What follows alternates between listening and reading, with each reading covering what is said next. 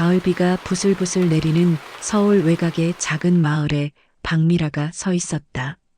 48살의 미라는 낡은 검정 코트를 입고 작은 여행 가방을 꽉 움켜쥐고 있었다.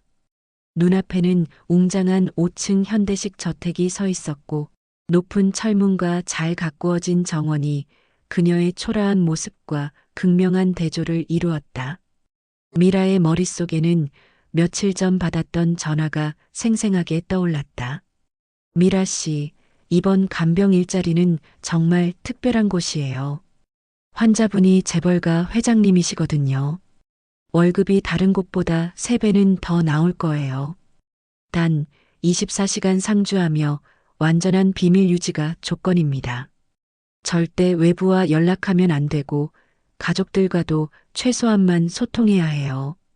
미라는 깊게 숨을 들이마셨다. 딸 지영의 대학 등록금 때문에 이 기회를 놓칠 수 없었다. 떨리는 손으로 초인종을 눌렀다. 웅장한 클래식 멜로디가 울려 퍼지고 잠시 후 현관문이 조용히 열렸다. 30대 중반으로 보이는 우아한 여성이 나타났다. 이 저택의 며느리인 최윤아였다. 고급스럽게 손질된 웨이브 헤어와 품격 있는 베이지색 원피스를 입고 있었고 얼굴에는 완벽한 미소가 떠 있었다. 오늘 오시기로 한 간병사분이시죠? 저는 이 집 며느리 최윤아예요. 미라는 급히 허리를 숙이며 인사했다. 네, 안녕하세요. 박미라입니다. 잘 부탁드립니다. 목소리가 참 따뜻하시네요.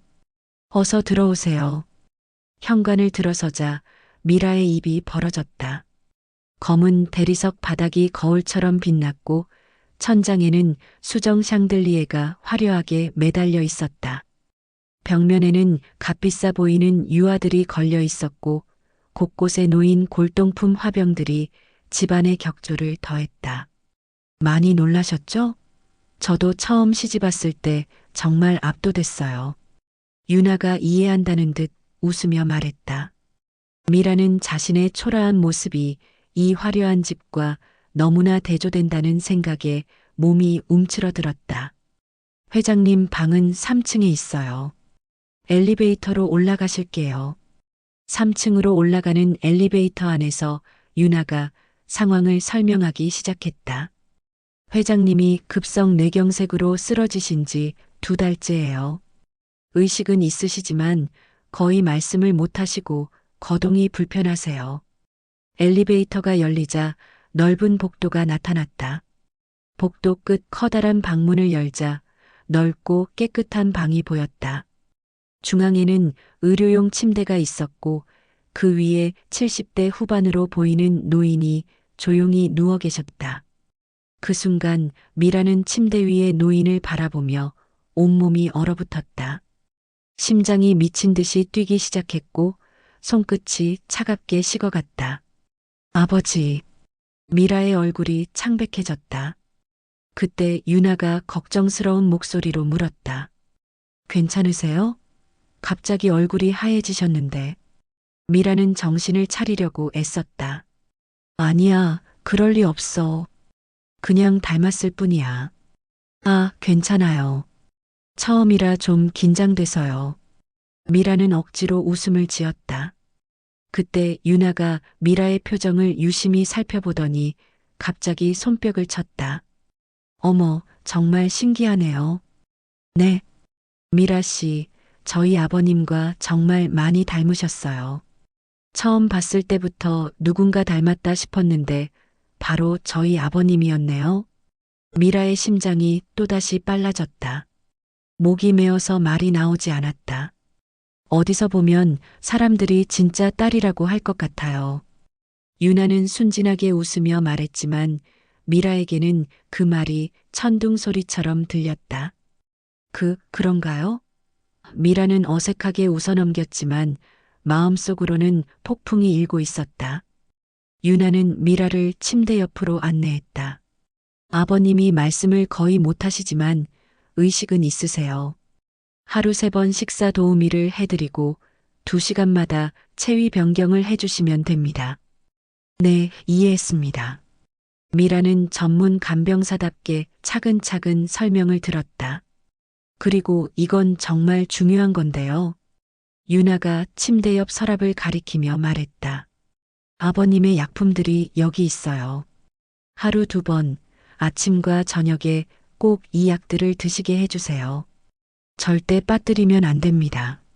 네, 알겠습니다. 미라는 전문가다운 대답을 했지만 마음 한편으로는 여전히 노인의 얼굴이 신경 쓰였다. 더욱 자세히 들여다보고 싶었다. 그때 유나가 말했다. 저희 이렇게 만난 것도 인연인데 간단히 차 한잔 하실까요? 미라는 고개를 끄덕였다. 1층 거실에 잠시 앉아 있자 50대 여성이 차쟁반을 들고 나타났다. 이 집의 가사도우미인 김말순이었다. 깔끔한 앞치마를 입고 있었지만 표정이 어딘지 굳어 있었다. 말순 씨 새로 오신 간병사분이에요. 유나가 소개했다. 말순은 미라를 보더니 조용히 고개만 끄덕였다. 말 한마디 없이 차를 테이블에 내려놓고는 조용히 부엌으로 사라졌다. 말순 씨가 말씀을 거의 안 하세요. 처음엔 좀 어색하실 수도 있어요. 그래도 이 집에서 15년 동안 일하신 분이고 아버님이 많이 신뢰하시는 분이에요. 유나의 설명에 미라는 고개를 끄덕였다. 하지만 말순의 차가운 시선이 왠지 불편하게 느껴졌다. 미라는 따뜻한 차를 마시며 잠시 마음을 진정시키고 있었다. 그때였다. 현관 쪽에서 자동차 소리가 들리고 곧이어 현관문이 열렸다. 여보, 나왔어. 40대 후반의 박승민이 회사에서 돌아왔다. 이 집의 아들인 승민은 깔끔한 정장 차림으로 성공한 사업가의 모습이었다. 현재는 아버지가 쓰러진 후 회사를 운영하며 이 집안의 실질적인 가장 역할을 하고 있었다. 아, 간병사분이 오셨군요. 안녕하세요. 승민은 미라를 보자마자 정중하게 인사했다. 안녕하세요. 박미라입니다. 미라는 얼른 일어나 깊게 허리를 숙였다. 아버지 일로 고생 많이 끼쳐드릴 텐데 정말 잘 부탁드려요. 승민의 말투는 진심이 담겨 있었다. 유나가 남편에게 다가가며 말했다. 여보, 정말 신기한 게 있어요. 미라 씨, 아버님하고 너무 닮지 않았어요? 승민이 미라를 자세히 바라보더니 눈을 크게 떴다. 정말 그렇네요. 딸이라고 해도 믿겠어요. 승민도 웃으며 농담을 했다. 부부가 함께 웃으며 이야기했지만 미라에게는 그 말들이 가슴을 파고드는 화살 같았다. 부부는 미라를 마치 가족처럼 따뜻하게 대해주었다. 저녁 식사도 함께 하자고 권했고 필요한 것은 없는지 세심하게 물어보았다. 미라는 이런 대접을 받아보는 게 처음이라 고마우면서도 어색했다. 저녁 식사 후 모두 각자 방으로 들어갔다. 미라는 본격적인 간병을 시작했다. 혈압, 맥박, 체온을 체크했고 회장의 컨디션을 확인했다. 하지만 자꾸 마음이 딴 곳에 가 있었다. 아니야, 그럴 리 없어. 미라는 고개를 저으며 생각을 떨쳐내려 했다. 시간이 흘러 미라는 회장의 체위를 변경하고 있었다. 그 과정에서 회장의 얼굴을 가까이에서 보게 되었다. 그 순간 미라의 가슴이 뜨거워졌다.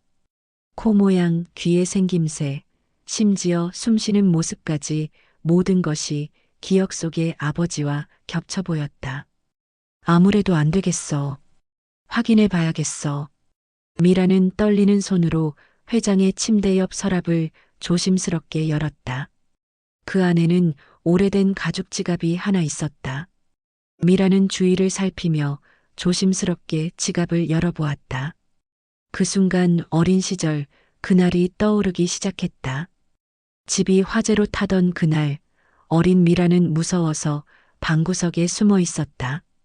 연기가 점점 짙어지고 무서운 소리들이 사방에서 들렸다. 그때 아버지가 연기를 뚫고 들어왔다. 미라야. 아버지는 미라를 안고 밖으로 나가려 했다. 하지만 무너져 내린 기둥에 다리가 깔렸고 그 순간 뜨거운 불길 속에서 아버지가 미라를 구하기 위해 마지막 힘을 썼다. 미라야, 아빠가 내게 줄 게 있어. 그때 아버지가 자신의 지갑에서 작은 은반지를 꺼내 미라의 손에 쥐어줬다. 이건 우리 가족의 증표야. 절대 잃어버리면 안 돼. 미라는 그날 이후 아버지를 잃었고 그 은반지만이 유일한 기억의 단서였다. 하지만 세월이 흐르며 그 반지마저 잃어버렸다. 미라가 회장의 지갑을 뒤지던 중 손끝에 뭔가 차가운 것이 만져졌다. 작은 은반지였다. 미라의 눈이 커졌다. 그 반지에는 작은 글씨로 MD라고 새겨져 있었다. 미라미러와 아빠데드의 이니셜이었다. 있어. 미라의 눈에서 뜨거운 눈물이 흘러내렸다. 아버지. 목소리가 떨렸다. 가슴 깊은 곳에서 울음이 터져 나왔다. 바로 그때였다. 지금 뭐 하시는 거예요? 방문이 열리며 유나가 놀란 얼굴로 들어왔다. 미라는 지갑을 든 채로 눈물을 흘리며 굳어 있었다. 유나의 눈은 커져 있었고 표정이 낮과 달리 차갑게 변해 있었다. 이걸 어떻게 설명해야 하지? 미라의 머릿속이 하얘졌다. 죄송합니다. 미라의 목소리는 모기 소리만큼 작았다. 유나는 팔짱을 끼고 한 발짝 더 가까이 다가왔다. 도대체 지금 무슨 짓을 하고 계신 건가요? 왜 아버님 개인 물건을 뒤지고 있는 거죠? 유나의 목소리에는 분노와 의심이 섞여 있었다. 유나의 날카로운 목소리에 복도에서 급한 발소리가 들렸다. 무슨 일이야? 승민이 잠옷바람으로 헐레벌떡 뛰어들어왔다. 머리는 잠에서 막 깬 듯 헝클어져 있었고 얼굴에는 놀란 기색이 역력했다. 방 안의 상황을 본 승민은 멈칫했다. 뒤이어 가사도우미 말순도 조용히 방으로 들어왔다. 평소와 달리 표정이 굳어 있었고 미라를 바라보는 시선이 복잡해 보였다. 방 안의 분위기는 순식간에 무거워졌다. 세 사람의 시선이 모두 미라에게 집중되었고 미라는 도망칠 곳을 찾을 수 없었다. 미라는 급히 지갑을 침대 위에 올려놓고 벌떡 일어났다. 다리에 힘이 없어서 비틀거렸지만 간신히 균형을 잡았다. 정말 죄송합니다. 제가 설명드릴게요. 미라의 목소리는 떨렸지만 이제 더 이상 숨길 수 없다는 각오가 서 있었다. 사실은 여기 계시는 회장님이 제 아버지 같습니다. 네, 지금 무슨 소리를? 유나의 목소리가 한 옥타브 높아졌다. 승민의 눈도 커졌다. 미라는 깊게 숨을 들이마시고 용기를 냈다. 어릴 때 아버지가 저를 두고 떠나셨거든요. 그런데 처음 회장님을 봤을 때부터 아버지 같다는 생각이 들었어요. 미라의 목소리는 점점 작아졌지만 진심이 담겨 있었다. 그리고 아버지가 어린 적에 저에게 주신 반지와 똑같은 반지가 회장님 지갑에 있었거든요. 그 반지를 확인해 보려고 지갑을. 미라는 말을 잇지 못하고 고개를 떨굴었다. 정말 죄송해요. 하지만 이 반지가 정말 우리 가족의 것과 똑같아요. 방 안이 다시 조용해졌다. 그렇게 몇 분간의 침묵이 흘렀다. 승민이 긴 침묵을 깨고 먼저 입을 열었다. 미라 씨. 승민의 목소리는 예상외로 부드러웠다. 그러셨군요. 그동안 정말 많이 힘드셨겠어요. 승민의 말에 미라의 눈에서 다시 뜨거운 눈물이 쏟아져 내렸다. 미라 씨 마음은 충분히 이해해요. 정말 많이 닮으셨어요. 저희도 처음 봤을 때 놀랐을 정도니까요. 승민은 차근차근 말을 이어갔다. 하지만 저희 입장에서도 한쪽 주장만 믿을 수는 없어요. 정말 죄송하지만 이런 저희 마음도 이해해 주세요. 미라는 고개를 끄덕였다. 당연한 말이었다. 갑자기 나타난 간병사가 자신이 회장의 딸이라고 주장하고 있는 상황이었으니까. 승민은 안심하라는 눈빛으로 말을 이어갔다. 하지만 이런 경우에 확실한 방법이 있어요.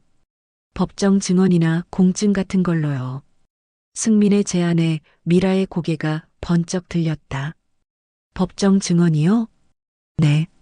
만약 정말 가족 관계라면 아버지가 과거에 남긴 기록이나 증언이 있을 거예요. 그런 법적 증거를 찾고 결과가 정말 맞다면 저희도 마음의 준비를 하고 미라 씨를 가족으로 받아들일게요. 미라의 얼굴에 희망의 빛이 스쳤다. 정말요? 그런 증거는 어떻게 찾을 수 있을까요? 저희 회사와 연계된 법무법인이 있어요. 그곳에서 하면 비밀을 보장하면서 정확하게 조사할 수 있어요. 미라 씨는 어릴 때 기억이나 증거가 될 만한 것들만 알려주시면 됩니다. 승민의 말에 미라의 가슴이 뛰기 시작했다. 그리고 미라 씨, 승민이 따뜻한 미소를 지으며 말했다. 만약 결과가 기대한 것과 달라도 걱정 마세요. 이미 저희 집에 와주신 이상 저희는 가족이나 마찬가지니까요. 그때 유나도 한 발짝 미라에게 다가왔다. 아까의 차가운 표정은 사라지고 따뜻한 미소가 되돌아와 있었다. 미라 씨, 아까 소리 지른 거 죄송해요. 너무 놀라서 그랬어요. 유나가 미라의 손을 잡았다. 저도 미라 씨가 가족이 됐으면 좋겠네요. 미라는 눈물이 계속 흘러서 말을 제대로 할 수 없었다. 정말 감사해요. 다음 날부터 미라의 마음가짐은 완전히 달라졌다. 회장을 돌보는 태도가 180도 바뀌었다. 더 이상 간병사와 환자의 관계가 아니었다. 아버지와 딸의 관계였다. 아버지. 미라는 회장의 손을 조심스럽게 잡고 속삭였다. 그동안 잘 지내셨어요? 드디어 아버지를 만났는데 왜 이런 모습을 하고 계세요? 제가 열심히 간호해서 꼭 빨리 회복시켜 드릴게요. 미라는 법정 조사 결과가 나오는 동안 최선을 다해 간병했다. 그리고 일주일 후 승민이 심각한 표정으로 미라를 불렀다. 손에는 법무법인 봉투가 들려 있었다. 미라 씨, 결과가 나왔어요. 미라의 심장이 쿵쾅쿵쾅 뛰기 시작했다. 거실에 미라, 승민, 유나가 모여 앉았다. 말순도 멀리서 상황을 지켜보고 있었다. 승민이 천천히 봉투를 뜯었다. 결과지를 꺼내어 보자 그의 얼굴 표정이 어두워졌다. 미라 씨. 승민의 목소리가 무겁고 조심스러웠다. 정말 안타깝지만 미라의 얼굴이 창백해지기 시작했다. 법적 증거가 부족하다고 나왔습니다. 가족관계를 입증할 만한 공식 기록이 없다고 해요. 그 순간 미라의 세상이 무너져 내렸다. 귀에서 웅웅거리는 소리가 들렸고 눈앞이 캄캄해졌다. 그럴 리가. 미라의 목소리는 떨렸다. 반지도 똑같고 얼굴도 그렇게 닮았는데. 하지만 법적으로는 가족관계를 증명할 수 없다고 나왔어요. 정말 죄송하지만 저희는 이 결과를 믿을 수밖에 없습니다. 승민이 결과지를 미라에게 보여주었다. 하지만 미라의 눈에는 그 글자들이 흐릿하게 보였다. 눈물로 범벅이 되어서 아무것도 제대로 볼 수 없었다. 이럴 수가. 미라는 고개를 흔들며 현실을 부정하려 했다. 지난 일주일 동안 느꼈던 행복이 모두 거짓이었다는 사실을 받아들일 수 없었다. 제가 정말 바보였네요. 미라의 목소리가 점점 작아졌다. 절망감이 파도처럼 밀려왔다. 정말 죄송해요. 정말 죄송합니다. 미라는 고개를 푹 숙이고 흐느끼기 시작했다. 48년을 살면서 이렇게 창피하고 절망적인 순간은 처음이었다. 제가 주제도 모르고 남의 집에 와서 아버지라고 우기고 수치심과 절망감이 동시에 밀려왔다. 그동안 얼마나 불편하셨을까요? 미라는 엉엉 울기 시작했다. 몸이 부르르 떨렸고 숨쉬기조차 힘들었다.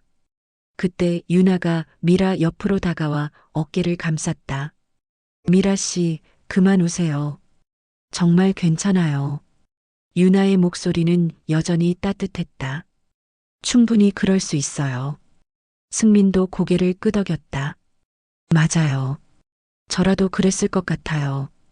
유나가 미라의 손을 꽉 잡았다. 미라 씨, 저희가 말했잖아요. 결과가 어떻게 나와도 저희는 이제 가족이에요. 부부의 따뜻한 위로에 미라는 더욱 미안해졌다. 정말 감사해요. 이걸 어떻게 갚아야 할지. 저희 아버님을 잘 부탁드려요. 그게 미라 씨가 해줄 일이에요. 이제 그만 울고 힘내세요. 유나가 미라의 눈물을 닦아주었다. 그날 밤 미라는 혼자 회장을 돌보며 복잡한 마음을 정리했다. 법적 조사 결과에 크게 실망했지만 이 집 가족들의 따뜻한 배려에 감동했다. 어떻게든 이 배려에 보답하고 싶었다. 최선을 다해 간병하자. 그래서 회장님이 빠르게 의식을 되찾을 수 있도록 하자. 미라는 회장의 손을 잡고 조용히 말했다. 회장님, 제가 착각을 했습니다. 죄송합니다. 제가 최선을 다해 돌봐드릴게요. 그때였다. 톡톡. 어디선가 작은 소리가 들렸다. 미라는 고개를 들어 주위를 살펴보았다. 톡톡. 이번에는 더 선명하게 들렸다. 누군가 창문을 조심스럽게 두드리는 소리 같았다. 거기 누구세요? 미라가 조심스럽게 대답했지만 아무 대답이 없었다. 미라는 창문을 살짝 열고 밖을 내다보았다. 하지만 정원은 조용했고 아무도 없었다. 이상하네. 분명히 소리가. 미라가 다시 방으로 들어가려는 순간 창문 틀에 하얀 종이 한 장이 끼워져 있는 것이 보였다. 미라는 그 종이를 조심스럽게 꺼내들었다. 손글씨로 급하게 쓴 듯한 짧은 메시지였다. 내일 부인이 이 시에 외출합니다. 그때 지하 저장고로 오세요. 이 집에는 무서운 비밀이 있습니다. 마이너스 말순. 미라의 손이 파르르 떨렸다. 심장이 갑자기 빨리 뛰기 시작했고 온몸에 소름이 돋았다. 누가 이런 쪽지를. 미라는 다시 창밖을 살펴보았지만 여전히 아무도 없었다. 그날 미라는 잠을 잘 수 없었다. 도대체 무슨 비밀이 있다는 거지? 온갖 상상이 머릿속을 어지럽혔다. 다음 날 오후 2시 미라는 창문 너머로 유나가 현관을 나서는 모습을 조심스럽게 지켜보았다. 검은색 핸드백을 든 유나가 점점 작아져 갔다. 미라의 심장이 두근거리기 시작했다. 어젯밤 받았던 그 쪽지가 주머니에서 바스락거렸다. 미라는 조심스럽게 지하로 향했다. 지하 저장고는 생각보다 넓었고 한쪽에는 오래된 가구들과 상자들이 쌓여 있었다. 그리고 그곳에서 가사도우미 말순이 오래된 앨범을 뒤지고 있었다. 어제 쪽지를 준 분이 말순 씨. 미라는 당황해 멈칫했다. 그 모습을 본 말순은 앨범에서 잠시 손을 떼더니 미라에게 눈짓으로 신호를 보냈다. 이리 와서 도와달라는 뜻이 분명했다. 미라는 최대한 자연스럽게 말순에게 다가갔다. 그러자 말순이 작은 목소리로 말했다. 사진 정리하는 것 좀 도와주세요. 미라는 상자에서 오래된 사진첩을 꺼내며 말순 옆에 섰다. 두 여자는 나란히 서서 사진을 정리하기 시작했다. 잠시 후 말순이 고개를 돌리지 않은 채 낮은 목소리로 말했다. 이 집 곳곳에 녹음 장치가 있어요. 회장님이 계시는 방, 미라 씨가 계시는 방, 지금 이 지하실 빼고는 모든 곳에요. 순간 미라의 온몸에 긴장이 돌았다. 그러니까 앞으로 제가 무슨 말을 하든 저를 보지 마시고 계속 자연스럽게 사진을 정리하세요. 절대 길게 대화하는 것처럼 보이면 안 됩니다. 고개도 끄덕이지 마세요. 말순의 목소리는 침착했지만 긴장감이 느껴졌다. 미라는 손으로 사진을 정리하며 최대한 자연스럽게 행동하려 했다. 말순이 오래된 사진을 넘기면서 더욱 조심스럽게 말을 이어갔다. 미라 씨가 회장님께 드리는 약. 그 안에 수면제가 과다하게 들어 있습니다. 미라의 손이 완전히 멈췄다. 심장이 쿵하고 떨어지는 듯한 충격이었다. 며느리와 아드님은 회장님께서 빨리 의식을 잃고 계속 잠들어 계시길 원해요. 그래서 그 수면제를 넣기 위해 간병인을 고용한 겁니다. 말순의 말에 미라는 온몸이 얼어붙었다. 만약 그 사실이 들킨다면 당신에게 죄를 뒤집어 씌울 거예요. 미라의 얼굴이 하얘졌다. 식은땀이 등줄기를 타고 흘러내리기 시작했다. 미라 씨, 제 얘기 듣고 계시죠? 네, 듣고 있습니다. 미라의 목소리는 거의 들리지 않을 정도로 작았다. 말순이 계속해서 경고했다. 그 약 들고 병원 갈 생각 같은 건 하지 마세요. 미라가 놀란 눈으로 말순을 바라보려 했지만 말순이 재빨리 제지했다. 말씀드렸다시피 이 집엔 녹음 장치가 곳곳에 설치되어 있고 아드님은 병원, 약국 등 의료계 높은 위치에 있는 사람들과 친분이 깊어요. 섣불리 움직였다간 당신 목숨도 위험합니다. 말순이 곁눈질로 미라를 보고 다시 말을 이어갔다. 이 지하실이 유일하게 녹음 장치가 없는 곳입니다. 그리고 말순이 잠시 주위를 살펴보더니 더욱 조심스럽게 말했다. 저장고 맨 안쪽 오래된 책장 뒤에 제가 그동안 모아놓은 증거가 있을 겁니다. 그 증거를 확인해 보세요. 그리고 말순이 잠시 주위를 살펴보더니 더욱 조심스럽게 말했다. 제가 하나 의심하는 게 있습니다. 그 법적 조사 결과요. 말순의 말에 미라가 집중하기 시작했다. 그들은 회장님이 빨리 의식을 잃어 계시길 원하고 있어요. 재산을 독차지하려고요. 그런 상황에서 만약 다른 자식이 나타난다면 그들은 어떤 기분일까요? 싫어하겠죠. 미라가 작은 목소리로 대답했다. 네.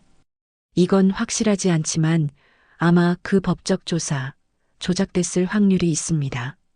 미라의 가슴이 뛰기 시작했다. 회장이 자신의 아버지일 수도 있다는 희망이 다시 살아나기 시작했다. 미리 회장님의 개인 물건들을 더 확보해 두세요. 그리고 집을 나갈 기회가 생기면 그때 꼭 독립적인 조사를 다시 해보세요. 미라는 작게 고개를 끄덕이며 말했다. 감사합니다. 말순은 눈빛으로 그 감사를 받았다. 지하실에서의 대화가 끝나고 미라는 급히 집 안으로 들어갔다. 온몸이 떨렸지만 윤아가 없는 지금이 증거를 확인할 수 있는 기회였다. 미라는 떨리는 손으로 지하 저장고 맨 안쪽으로 향했다. 오래된 책장이 보였다. 책장 뒤를 더듬어 보니 작은 상자가 숨겨져 있었다. 미라는 조심스럽게 그것을 꺼냈다. 상자를 열어보니 오래된 편지들과 사진들이 들어 있었다. 미라는 떨리는 손으로 편지를 펼쳤다. 나의 사랑하는 딸 미라에게. 편지는 회장의 필체였다. 미라의 눈이 커졌다. 아빠가 너를 떠나야 하는 이유를 언젠가는 이해해 주길 바란다. 사업 실패로 인한 빚더미와 위험한 사람들의 협박 때문에 너를 안전한 곳에 보내야만 했다. 언젠가 다시 찾으러 가겠다고 약속한다. 미라의 온몸이 얼어붙었다. 이어서 옆에 있는 사진을 봤다.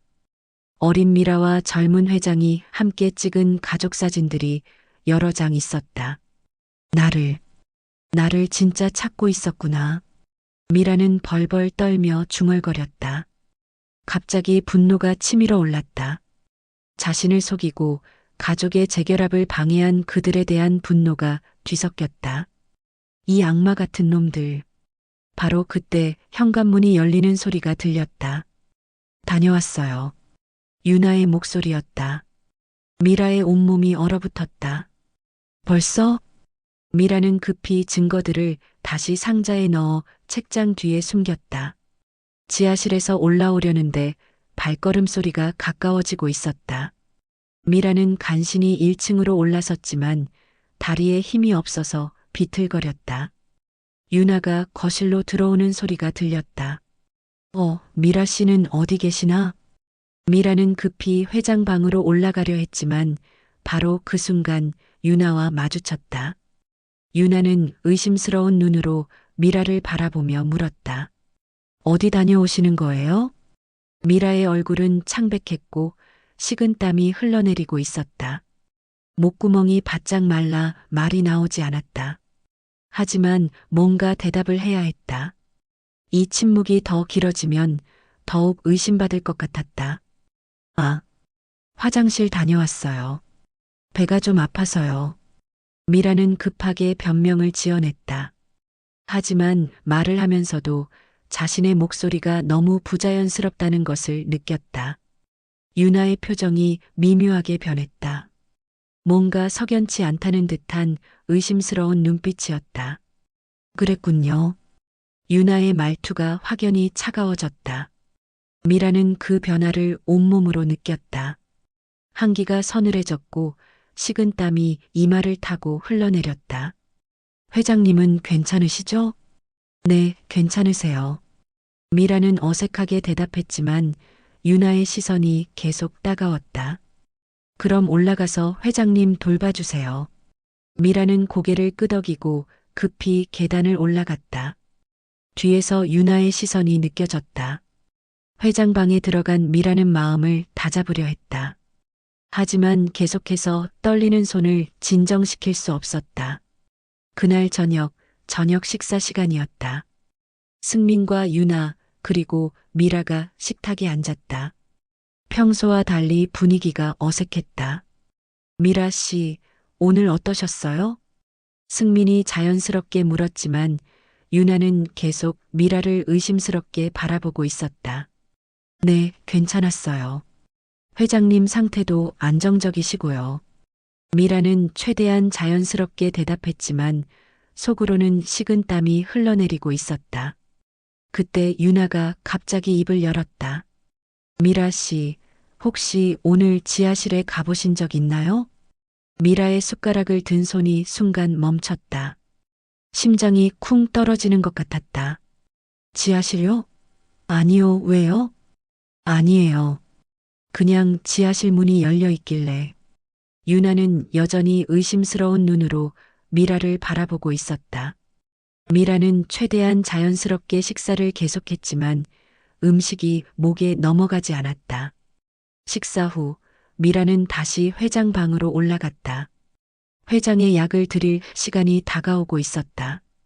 미라는 약통을 들여다보았다.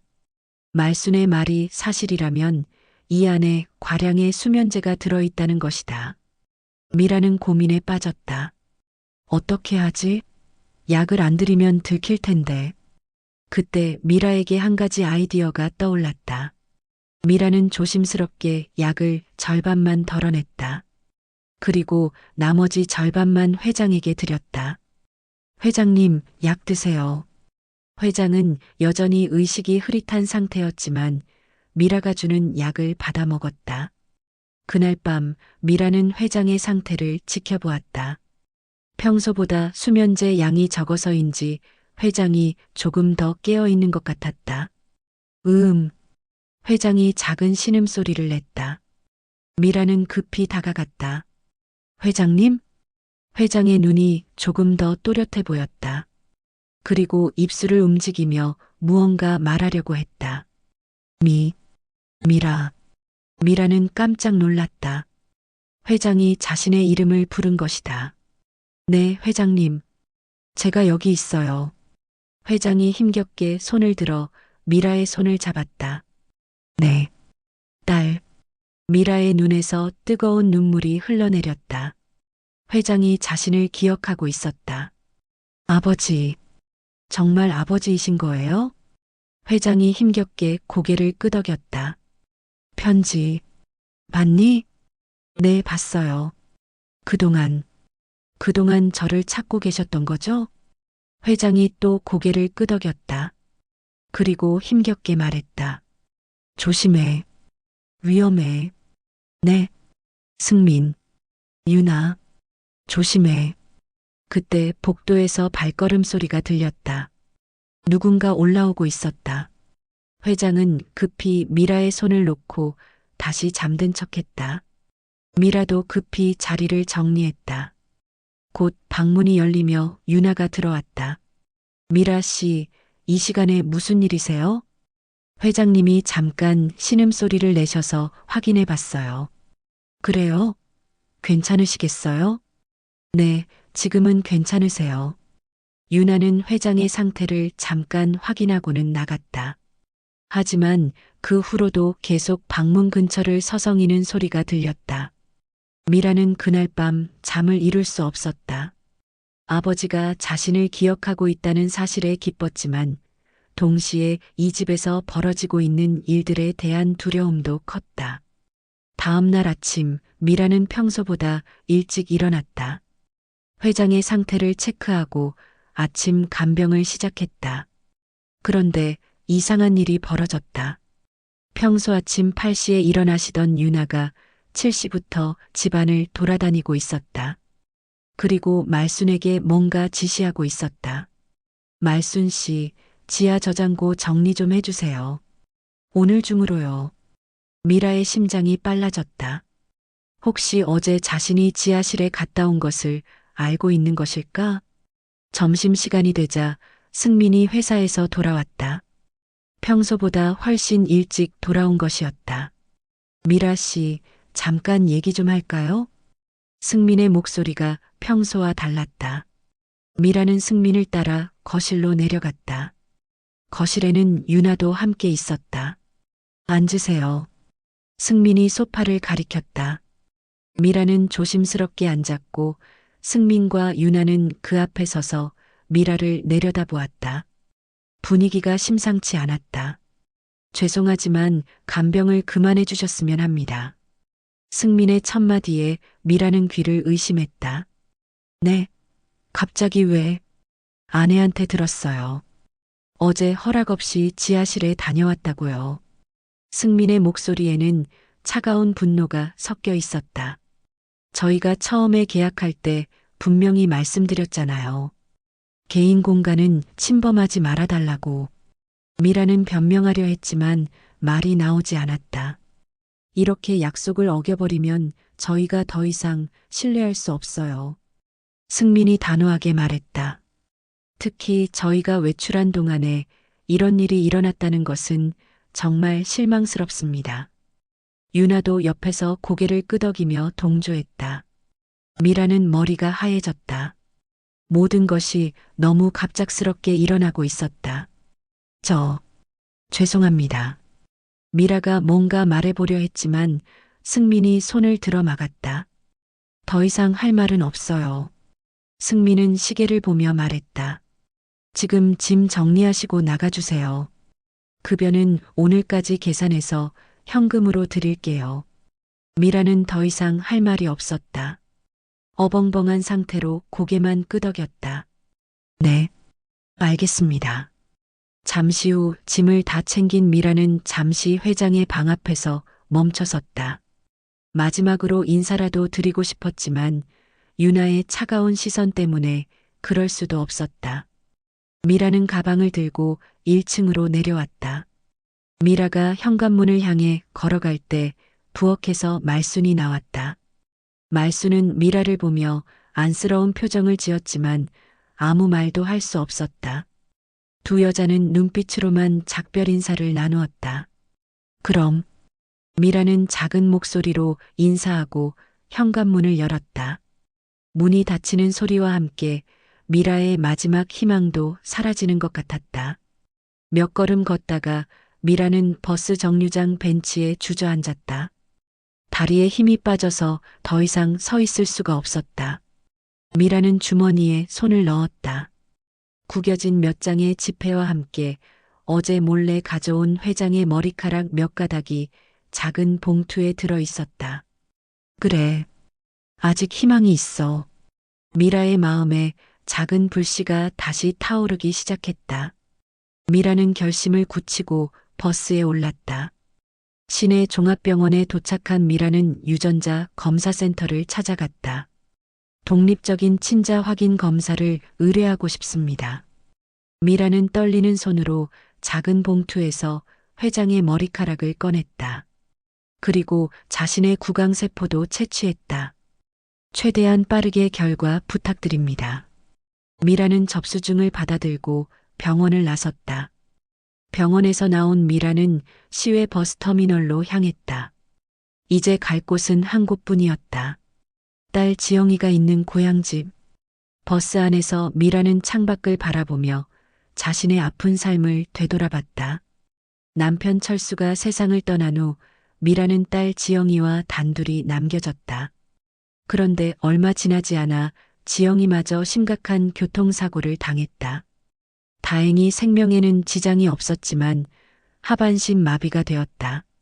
명문대학교 의대에 진학해서 밝은 미래를 꿈꾸던 딸이 하루아침에 휠체어를 타게 된 것이다. 척추 수술을 하면 나아질 수 있다고 했지만 수술비가 천문학적이었다. 수술 전까지 지영의 치료비로만 나가는 비용이 매달 300만 원. 미라 혼자서 감당하기에는 너무 벅찼다. 결국 미라는 펜션을 팔고 보험금을 모두 쏟아부었다.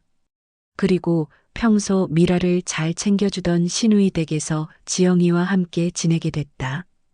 버스가 시골 마을에 도착했을 때는 해가 질 무렵이었다. 미라는 무거운 발걸음으로 익숙한 골목길을 걸었다. 시누이 댁은 작은 단층 집이었다. 낡았지만 정성스럽게 관리된 집이었다. 미라가 대문을 열고 들어서자 집안에서 휠체어 굴러가는 소리가 들렸다. 누구세요? 지영이의 목소리였다. 지영아, 엄마야. 어머니. 지영이가 휠체어를 타고 현관으로 나왔다. 22살의 지영이는 예쁜 얼굴이었지만 하반신이 마비된 채 휠체어에 앉아 있는 모습을 보니 미라의 가슴이 미어졌다. 어머니, 어떻게 갑자기? 지영이가 어머니를 안으며 말했다. 미라는 딸의 품에서 그동안 참았던 눈물을 터뜨렸다. 그때 집안에서 시누이 부부가 나왔다. 미라야, 웬일이야? 김정숙 시누이는 50살로 근처 식당에서 일하는 성실한 사람이었다. 말은 많지 않았지만 마음씨가 따뜻한 사람이었다. 이만수 시누이 남편은 52살로 동네 정비소에서 일하며 가족을 부양하고 있었다. 키는 크지 않았지만 든든한 체격이었고 항상 따뜻한 미소를 지었다. 시누이 형부님, 죄송해요. 갑자기 찾아와서. 무슨 소리야? 들어와, 들어와. 만수가 미라의 가방을 받아들며 말했다. 거실에 앉은 미라는 한동안 말을 잇지 못했다. 미라야, 무슨 일이야? 얼굴이 안 좋아 보이는데. 정숙이 걱정스러운 목소리로 물었다. 미라는 깊게 숨을 들이마시고 입을 열었다. 간병일 잘렸어요. 미라의 목소리가 떨렸다. 딸 앞에서 이런 말을 해야 한다는 것이 너무 괴로웠다. 지영이는 잠시 놀란 표정을 지었지만 곧 어머니에게 다가와 손을 잡았다. 어머니, 괜찮아요. 걱정하지 마세요. 다 잘 될 거예요. 미라는 지영이의 손을 꽉 잡고 눈물을 흘렸다. 우리 딸 못난 엄마 때문에 제대로 된 치료도 못 받고 미안해. 엄마가 꼭 열심히 일해서 다시 돈 벌어올게. 어머니, 너무 무리하지 마세요. 저는 괜찮아요. 지영이는 어머니보다 오히려 더 침착했다. 저는 지금도 충분히 행복해요. 고모부가 이렇게 잘 돌봐주시잖아요. 만수가 미라의 어깨에 손을 올리며 말했다. 괜찮아, 미라야.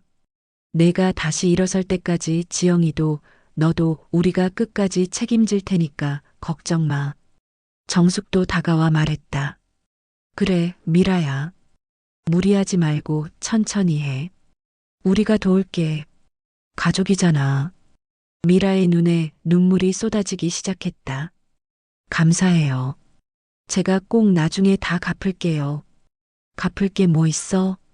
우리가 남이야. 그러니까 그만 울어, 알겠지? 만수가 웃으며 말했다. 미라는 눈물을 닦으며 고개를 끄덕였다. 그날 밤 미라는 작은 방에서 잠자리에 들었다. 하지만 잠이 오지 않았다. 곧 친자 확인 검사 결과가 나온다. 그 결과에 따라 자신의 인생이 완전히 달라질 수도 있다. 다음 날 오후 2시, 미라는 소파에 앉아 TV를 보고 있었다. 그때 전화가 울렸다. 네, 여보세요. 박미라 씨죠? 대한종합병원 유전자 검사센터입니다. 미라의 손이 떨렸다. 네, 맞습니다. 친자 확인 검사 결과가 나왔습니다. 병원에 와보세요. 네, 네. 바로 가겠습니다. 유전자 검사 센터에 도착한 미라는 접수 창구에서 자신의 이름을 말했다. 박미라입니다. 친자 확인 검사 결과 받으러 왔어요. 네, 잠시만요. 직원이 컴퓨터를 확인하더니 봉투 하나를 꺼냈다. 미라는 떨리는 손으로 봉투를 받았다. 봉투를 뜯는 것조차 쉽지 않았다. 드디어 결과지를 꺼냈다. 복잡한 숫자들과 용어들이 적혀 있었지만 가장 중요한 부분은 굵은 글씨로 써 있었다. 침부 확률 99.9%. 미라의 눈이 커졌다. 결과지를 다시 한번 또 한 번 확인했다. 아, 아버지. 미라는 그 자리에서 무릎이 꺾일 뻔했다. 괜찮으세요? 직원이 걱정스럽게 물었다. 네, 괜찮아요. 미라는 결과지를 가슴에 꽉 안고 병원을 나섰다. 밖으로 나오자 가을바람이 차갑게 불었다. 하지만 미라의 마음은 바람보다 더 차갑고 복잡했다. 그리워했던 아버지를 다시 만났지만 지금 위험에 처해 있었다. 이제 어쩌지? 어떻게 아버지를 구하지? 순간 미라의 머릿속에 말순의 얼굴이 떠올랐다. 그리고 지하 저장고에 숨겨둔 증거들이 생각났다. 잠시 후 미라의 눈빛이 반짝 빛났다. 그래, 해보자. 해가 완전히 지고 가로등이 하나둘 켜지기 시작하는 저녁 8시, 미라는 터벅터벅 걸어서 익숙한 저택 앞에 도착했다. 미라의 눈빛은 그 어느 때보다 비장했다. 미라는 깊게 숨을 들이마시고 초인종을 눌렀다. 초인종 소리가 고요한 저택에 울려 퍼졌다. 잠시 후 현관문이 조심스럽게 열렸다. 누구세요? 문을 연 말순은 말을 잇지 못했다. 미라 씨? 말순의 목소리는 믿을 수 없다는 듯이 떨렸다.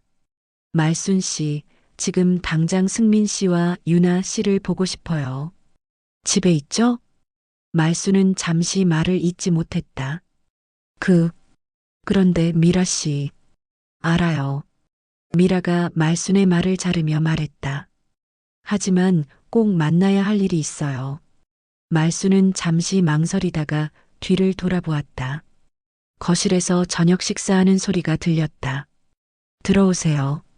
말순이 문을 활짝 열어주며 걱정스럽게 속삭였다. 무슨 일인지는 묻지 않을게요. 하지만 조심하셔야 합니다. 미라는 작게 미소 지으며 고개를 끄덕였다. 미라가 현관을 들어서자 익숙한 대리석 바닥과 화려한 샹들리에가 눈에 들어왔다. 모든 것이 며칠 전과 똑같았지만 이제 미라에게는 모든 것이 가증스럽게만 보였다. 거실에서는 승민과 유나가 저녁 식사 중이었다. 두 사람 모두 미라의 존재를 전혀 눈치채지 못하고 있었다. 오늘 그 변호사와 만나는 게 정말 힘들었어. 승민이 불평하며 말하다가 거실 입구에 서 있는 미라를 보았다. 젓가락을 든 손이 공중에서 멈췄다.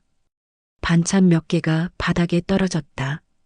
유나도 승민의 시선을 따라 돌아보더니 숟가락을 떨어뜨렸다. 미라 씨. 승민이 믿을 수 없다는 표정으로 천천히 일어서며 말했다. 무슨 일로 다시 오신 거죠? 유나도 당황해서 급히 일어났다. 미라는 대답하지 않고 거실 안으로 들어가 소파에 자연스럽게 앉았다. 마치 이 집의 주인인 것처럼 당당한 모습이었다. 회장님은 어떠세요? 미라가 차분하게 물었다. 바로 그때 3층에서 발걸음 소리가 들렸다. 누군가 급한 듯이 계단을 내려오고 있었다. 부인, 회장님이 깨어나셔서 계속 딸을 찾으신다고. 계단을 내려온 사람은 새로운 간병인이었다. 안녕하세요. 미라가 새 간병인에게 정중하게 인사했다. 저는 전에 여기서 일했던 간병인이에요. 간병인은 어리둥절한 표정으로 미라를 바라보았다. 하지만 거실의 분위기가 심상치 않다는 것을 본능적으로 느꼈다. 앉으세요. 미라가 간병인에게 말했다. 간병인은 망설이다가 소파 한쪽에 조심스럽게 앉았다. 미라는 주머니에서 굽어진 종이를 꺼냈다. 친자 확인 검사 결과지였다. 승민과 유나의 눈빛이 순간 변했다. 당신들 법적 조사 결과 조작했지? 미라의 첫마디에 거실의 공기가 순간 얼어붙었다. 새로운 간병인은 무슨 말인지 몰라 당황했고 말수는 표정이 굳어진 채 상황을 지켜보았다. 내가 독립적으로 다른 병원에서 검사한 결과 회장님은 내 아버지로 밝혀졌어. 잠시 침묵이 흘렀다. 그때 유나의 표정이 서서히 변하기 시작했다. 그동안의 친근하고 따뜻한 며느리의 모습이 조금씩 사라져가고 있었다. 승민도 마찬가지였다. 당황했던 표정이 점점 차가워지고 있었다. 그게 뭐? 승민의 목소리가 갑자기 변했다. 존댓말에서 반말로 그리고 완전히 다른 톤으로 바뀌었다. 너는 우리 집안의 가족이 될 수 없어. 너같이 천박한 게 어디서 이 집에 들어와서 딸 행세하려고. 법적 조사 조작. 그래, 내가 했다. 그거 일도 아니야. 그리고 있잖아. 승민은 미라에게 점점 가까이 다가오더니 소름 끼치는 눈을 하고 작게 속삭였다. 사람 하나 없애는 것도 일도 아니야. 새로운 간병인이 벌벌 떨기 시작했다. 말수는 드디어 왔다는 듯한 표정으로 상황을 지켜보았다. 하지만 미라는 승민의 협박에도 전혀 동요하지 않았다. 오히려 더욱 침착하게 말을 이어갔다. 내가 이 친자 확인 결과 하나 가지고 여길 찾아왔다고 생각해? 미라가 새로운 간병인을 바라보며 물었다. 당신한테도 매일 그 수면제 과다 투약된 약을 드리라고 했나요? 간병인이 놀란 눈으로 미라를 바라보며 대답했다. 네. 그런데 그 약 안에 수면제가 과량 들어 있어요. 회장님을 의식불명 상태로 만드는 거죠. 간병인이 더욱 벌벌 떨기 시작했다.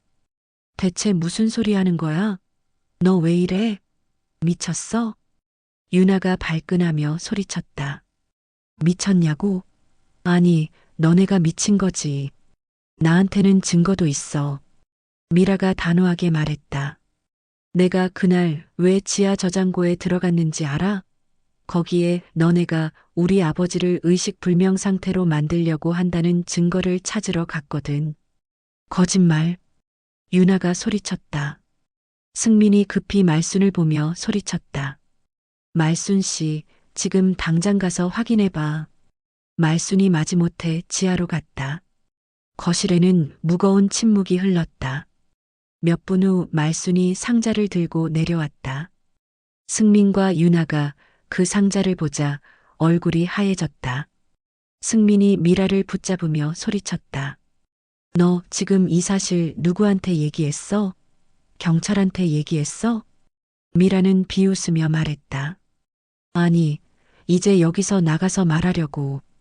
죄를 지었으면 죄값을 치러야지.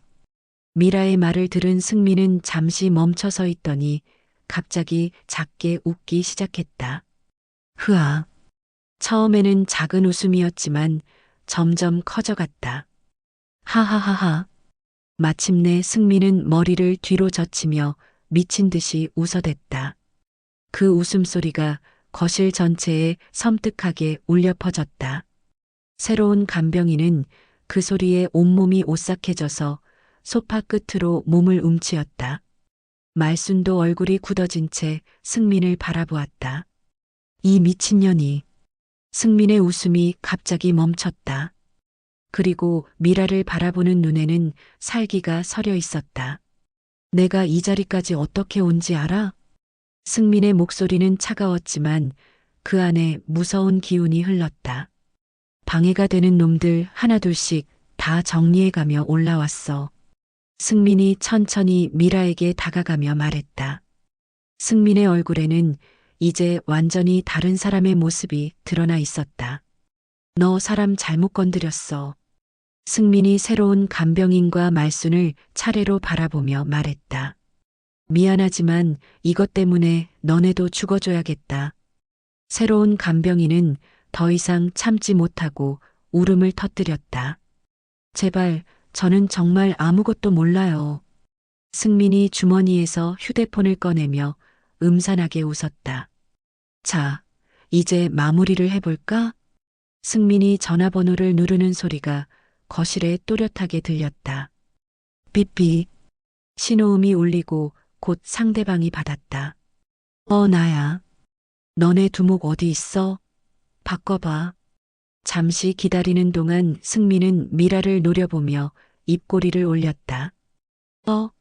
형님, 나 승민이다. 전화 너머로 남자의 굵은 목소리가 들렸다. 사람 좀 처리해야겠다. 여자 3명인데 지금 우리 집에 있어. 우리 집 알지? 승민이 미라를 보며 계속 말했다. 증거 없이 깔끔하게 처리해줘. 30분 안에 올 수 있지? 전화를 끊는 승민이 만족스러운 표정으로 미라를 바라보았다. 새로운 간병인이 바닥에 무릎을 꿇고 빌기 시작했다. 제발, 제발 살려주세요. 저는 정말 아무것도 몰라요. 아이들이 기다리고 있어요. 간병인의 절규가 거실에 울려 퍼졌지만 승민은 전혀 신경 쓰지 않았다. 말순도 얼굴이 하얗게 질린 채 서 있었다. 하지만 미라는 달랐다. 여전히 소파에 똑바로 앉아서 승민을 바라보고 있었다. 두려움 따위는 전혀 보이지 않았다. 승민이 미라에게 다가가며 말했다. 그래, 언제까지 내가 그렇게 기고만장할지 보자. 이따가 죽을 때 살려달라거나 하지 말라고. 하지만 미라는 전혀 굴복하지 않았다. 오히려 승민을 똑바로 바라보며 단호하게 말했다. 이 쓰레기 같은 새끼. 미라의 목소리에는 흔들림이 전혀 없었다. 너 같은 새끼는 이 세상에서 없어져야 해. 승민의 얼굴이 분노로 일그러졌다. 인연이 끝까지. 승민이 미라에게 달려들어 주먹을 휘둘렀다. 으악! 미라가 소파에서 바닥으로 굴러떨어졌다. 승민은 바닥에 쓰러진 미라를 발로 차기 시작했다. 어디 덤벼봐. 미라는 바닥에서 몸을 웅크리며 맞고 있었지만 여전히 굴복하지 않는 눈빛을 유지했다. 바로 그때였다. 띵동. 현관 벨소리가 거실에 울려 퍼졌다. 승민이 폭행을 멈추고 벨소리를 들었다. 벌써 왔나? 승민이 거실벽에 걸린 인터폰으로 다가가 버튼을 눌렀다. 모니터에는 3명의 남자가 서 있는 모습이 보였다. 빨리 왔네. 역시 조폭들이 일 처리는 빨라. 승민이 만족스러운 표정으로 말했다. 곧 현관문이 열리는 소리가 들렸고 발걸음 소리가 계단을 올라오고 있었다. 잘 가라, 미라야. 승민이 바닥에 쓰러진 미라를 내려다보며 말했다. 발걸음 소리가 점점 가까워졌다. 거실 입구에 3명의 사람이 나타났다. 그 순간 맨 앞에 남자가 큰 소리로 소리쳤다. 박승민 씨, 당신을 사기, 문서 위조, 그리고 살인교사 혐의로 긴급 체포합니다. 순간 거실이 조용해졌다. 승민의 얼굴이 믿을 수 없다는 표정으로 변했다. 뭐라고? 들어온 사람들은 조직폭력배가 아니라 경찰이었다. 이게 무슨... 승민이 당황해서 뒤로 물러섰다. 유나도 얼굴이 하얗게 질려서 어쩔 줄 몰라 했다. 바닥에 쓰러져 있던 미라가 천천히 일어났다. 그리고 주머니에서 휴대폰을 꺼냈다. 휴대폰 화면에는 통화 중이라는 표시가 떠 있었고 112번호가 찍혀 있었다.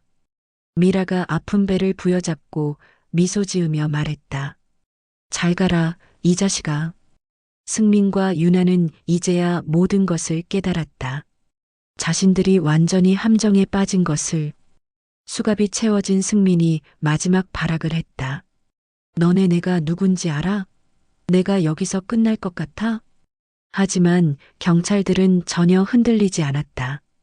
승민과 유나가 수갑을 찬 채로 끌려가는 모습을 미라는 한동안 현관에 서서 멍하니 바라보고 있었다. 거실로 돌아오니 새로운 간병인이 소파에 앉아 아직도 벌벌 떨고 있었다. 끝난 건가요? 새로운 간병인이 떨리는 목소리로 물었다. 네, 이제 정말 끝났어요. 미라가 지친 목소리로 대답했다. 미라는 새로운 간병인에게 다가가 정중하게 말했다. 선생님, 정말 죄송했습니다. 오늘 이런 무서운 일에 휘말리게 해서. 이제 여기서 나가셔도 돼요. 아무 문제 없을 거예요. 간병인은 잠시 망설이다가 일어났다. 그럼 회장님은 누가 돌보시나요? 제가 돌볼 거예요. 미라가 미소를 지으며 대답했다. 간병인은 고개를 끄덕이고 자신의 가방을 챙겼다. 조심히 들어가세요. 미라가 간병인을 현관까지 배웅했다. 문이 닫히고 나자 집에는 말순과 미라만 남게 되었다. 두 여자는 잠시 말없이 서로를 바라보았다. 말순 씨. 미라가 먼저 입을 열었다. 정말 고생하셨습니다. 말순이 고개를 저으며 대답했다. 당연한 일을 했을 뿐이에요. 아니에요. 말순 씨가 아니었다면 아버지는. 미라의 목소리가 떨렸다. 그동안 정말 고마웠어요. 말순의 눈에도 눈물이 맺혔다. 회장님이 깨어나셔서 딸을 만나야 할 텐데요. 그날이 올 거예요.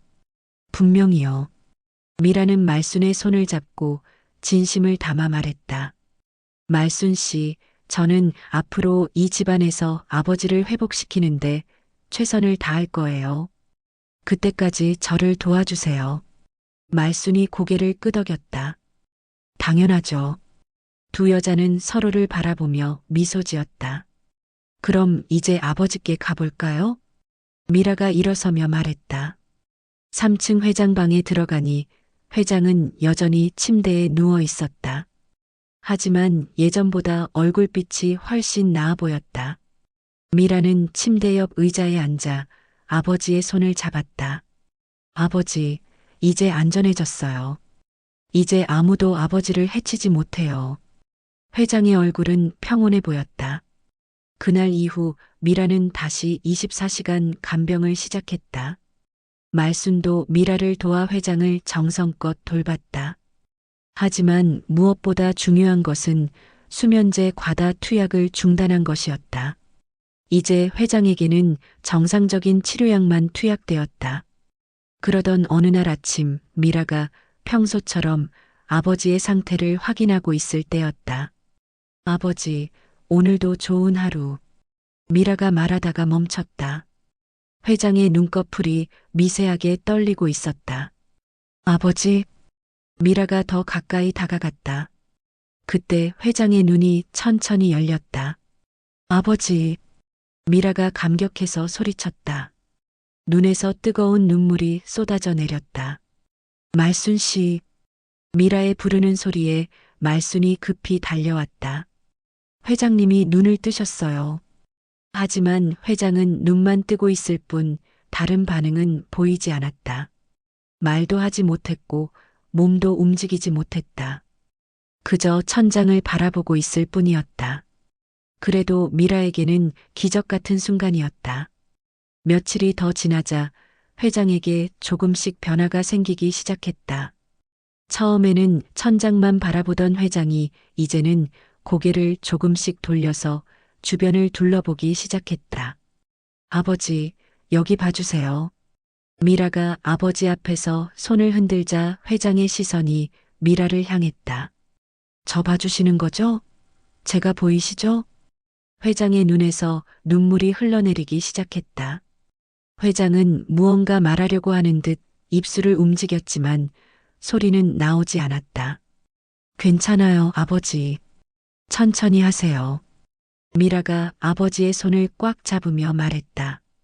그로부터 또 일주일이 지난 어느 날 회장이 다시 무언가 말하려고 했다. 이번에는 입술이 더 분명하게 움직였다. 안녕. 아주 작은 소리였지만 분명히 들렸다. 아버지. 미라가 귀를 가까이 대고 들었다. 미라야. 미라는 그 순간 온몸이 떨렸다. 아버지, 저를 알아보셨어요? 미라가 눈물을 흘리며 물었다. 회장이 천천히 고개를 끄덕였다. 아빠가 딸 얼굴을 왜 몰라보겠니? 회장의 목소리는 매우 작았지만 미라에게는 천둥 소리보다 크게 들렸다. 아버지. 미라가 아버지를 조심스럽게 안았다. 아버지와 딸이 포옹하며 눈물을 흘렸다. 미안하다. 미라야. 회장도 눈물을 흘리며 말했다.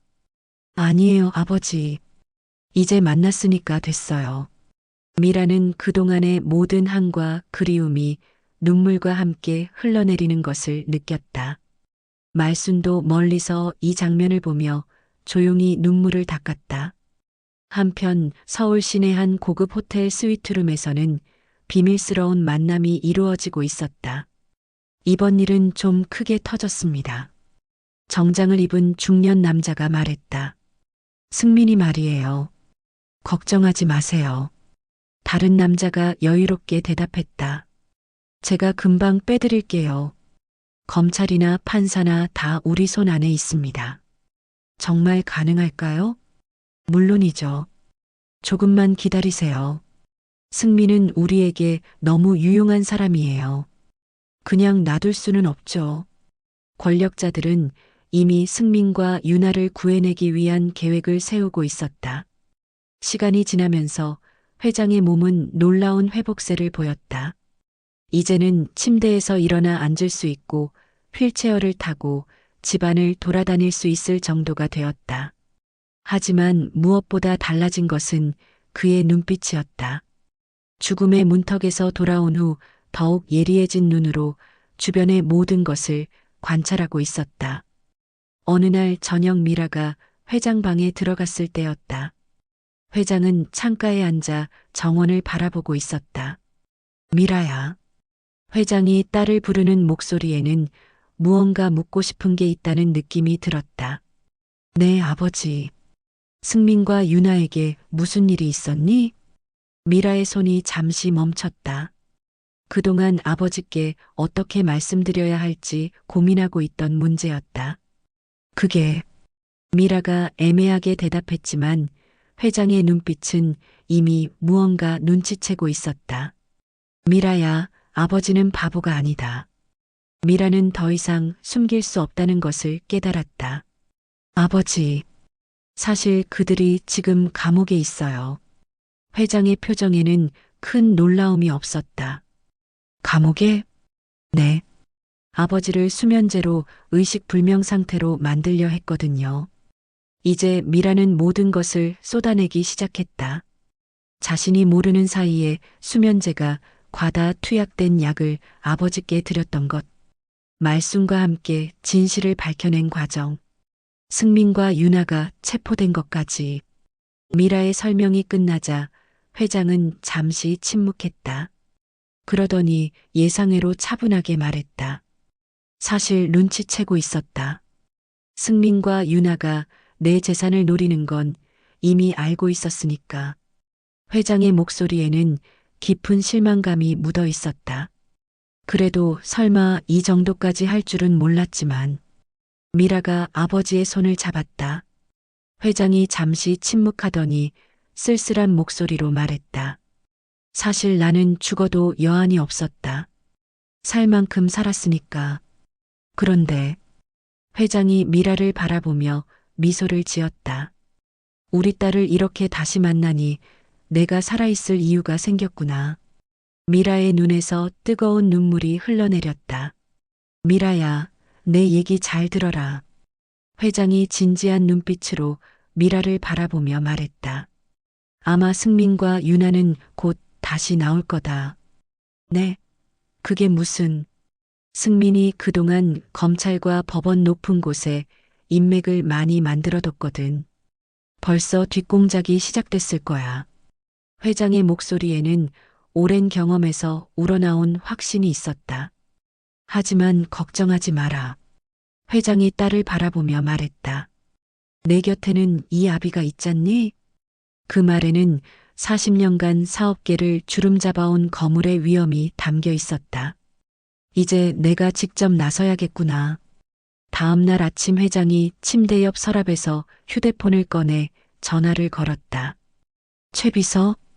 전화 너머로 놀라는 기색이 역력했다. 회장님? 괜찮으십니까? 그래, 나 완전히 깨어났다. 지금 나를 데리러 와줄래? 회사에 가려고 해. 네, 바로 가겠습니다. 1시간 후 검은색 고급 세단이 저택 앞에 멈춰섰다. 60대 초반의 단정한 남자가 급히 현관으로 뛰어왔다. 회장님. 최 비서는 휠체어에 앉은 회장을 보고 감격했다. 최 비서, 그동안 고생 많았어. 회장님이 쓰러지신 후로 정말 힘들었습니다. 특히 승민 전무가 사라진 후로는. 최 비서가 말을 멈췄다. 승민의 상황을 회장이 알고 계시는지 확실하지 않았기 때문이다. 승민 일은 다 알고 있다. 자세한 건 가면서 보고해라. 차 안에서 최 비서는 그동안의 상황을 자세히 보고했다. 승민 전무가 갑자기 경찰 조사를 받는다는 소식이 회사에 퍼진 후 임직원들이 많이 동요했습니다. 그럴 만하지. 처음에는 단순한 수사인 줄 알았는데 시간이 지나면서 심각한 사건이라는 걸 모두가 알게 됐습니다. 솔직히 말씀드리면 임직원들 사이에서는 회장님께 무슨 일이 있었던 게 아니냐는 추측들이 나돌고 있습니다. 역시 그렇구나. 그리고 승민 전무 부재로 인해 중요한 프로젝트 몇 개가 중단됐고 주가도 많이 떨어졌습니다. 회장은 고개를 끄덕이며 들었다. 최 비서, 회사에 도착하자마자 임원들을 긴급 소집시켜주게. 알겠습니다, 회장님. 잠시 후 대회의실에는 모든 임원들이 모였다. 회장이 상석에 앉자 회의실에는 숙연한 분위기가 흘렀다. 여러분, 오랜만에 뵙습니다. 회장의 목소리는 약간 약해졌지만 여전히 위엄이 넘쳤다. 제가 쓰러진 후 회사가 많이 어려웠다고 들었습니다. 임원들이 고개를 숙였다. 하지만 이제 제가 돌아왔으니 차근차근 정상화시켜 나가겠습니다. 회장이 회의실을 둘러보며 말했다.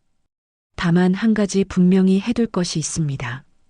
여러분도 알다시피 승민이 지금 수사를 받고 있습니다.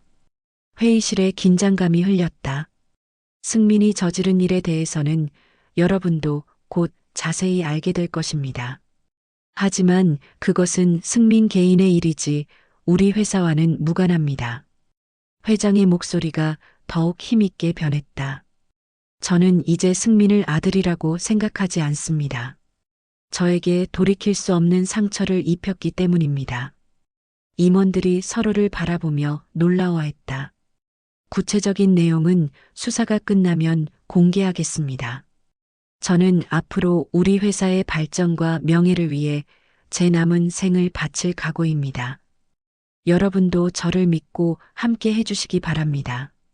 임원들이 일어서서 진심 어린 박수를 보냈다. 오랜만에 진짜 리더를 만난 기쁨이 얼굴에 나타나 있었다. 회의를 마친 후 회장은 최 비서에게 말했다. 최 비서, 구치소에 가야겠다. 알겠습니다. 준비하겠습니다. 그날 오후 3시 서울구치소 면회실. 차가운 분위기의 면회실에서 회장이 기다리고 있었다. 곧 철창 너머로 승민과 유나가 나타났다. 두 사람은 처음에 웃으며 나왔다. 아마 자신들을 구하려는 권력자들이 온 줄 알았던 것 같다. 하지만 회장의 얼굴을 본 순간 두 사람의 얼굴이 하얗게 질렸다. 아, 아버지. 승민이 믿을 수 없다는 표정으로 중얼거렸다. 유나는 아예 말도 못하고 뒤로 물러섰다. 창백한 얼굴로 벌벌 떨고 있었다. 회장은 한동안 말없이 두 사람을 바라보았다. 그 침묵이 더욱 무서웠다. 잘 지냈니? 회장이 마침내 입을 열었다. 나는 너희 덕분에 이렇게 깨어났다. 승민과 유나는 아무 말도 하지 못하고 식은땀을 흘렸다. 왜 내가 안 깨어나길 바랐나 봐? 회장의 목소리가 점점 차가워졌다. 너희가 내 딸한테 했던 행동들, 그리고 나에게 했던 행동들, 모두 들었다. 승민이 떨리는 목소리로 말했다. 아버지, 그게 아니라, 아버지, 회장이 비웃으며 말했다. 승민아, 나는 너의 아버지가 맞니? 회장이 승민을 똑바로 바라보며 말했다. 나는 너를 입양했지만 진짜 아들이라고 생각하며 키워왔다. 내 모든 것을 물려주려 했고 너를 자랑스러워했어. 승민의 얼굴이 더욱 창백해졌다. 그런데 너는 나를 아버지라고 생각하지 않고 그저 돈으로만 봤구나. 아버지, 그게 아니에요. 그만해라. 회장이 손을 들어 승민의 말을 막았다. 내가 검찰과 법원 윗선에 빼달라고 요청한 것 다 들었다. 회장의 목소리에 절대적인 위엄이 넘쳤다. 아버지가 누군지 넌 잘 알고 있지? 내가 만든 인맥이 나한테는 아무것도 아니라는 것도 알 거야. 회장이 몸을 앞으로 기울이며 말했다. 넌 앞으로 영원히 감옥에서 죄를 반성하며 살거라.